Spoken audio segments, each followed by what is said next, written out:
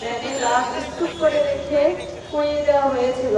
কিন্তু আমাদের সন্তানদের জন্য, শুধু আমার সন্তানই না, প্রত্যেকটা শহীদ পরিবারের পক্ষ থেকে আমি মা হিসেবে বলছি, বিচারের দাবিতে আমাদের ন্যায্য অধিকার এবং আসামি গ্রেপ্তারের প্রতিবাদে আমরা এখানে দাঁড়িয়েছি। আমাদের সন্তানরা যেভাবে কুকুর বিড়ালের মতো হত্যা করেছে, কেন এখন পর্যন্ত আসামি করা হয় না?